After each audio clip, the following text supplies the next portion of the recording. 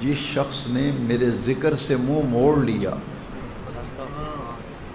جو میرے ذکر سے دور ہو گیا، جس نے میرے ذکر کی طرف اپنی پشت کر لی، فَإِنَّ لَهُ مَعِيشَةً ضَنْكَ، میں اس کی روزی کی ساری برکتیں اٹھا لیتا ہوں،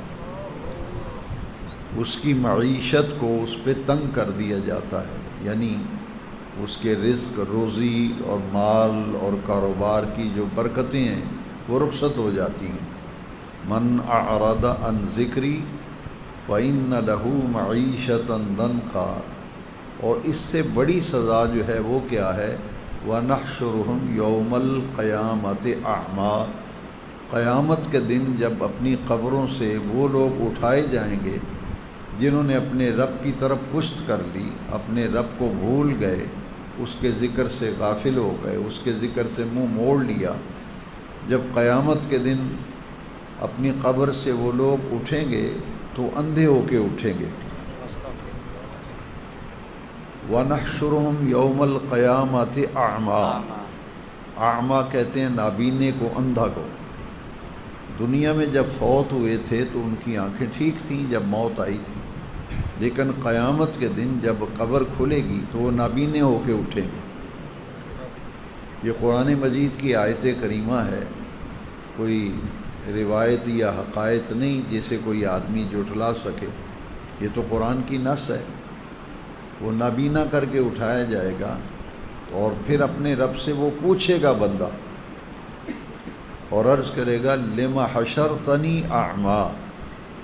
قرآن مجید کی آیت کریمہ ہے، وہ کہے گا باری تعالیٰ دنیا میں جب میں فوت ہوا تھا تو میری آنکھیں ٹھیک تھیں، اب مجھے قبر سے زندہ کر کے اٹھایا گیا ہے تو میرا حشر نابینا کر کے کیا گیا۔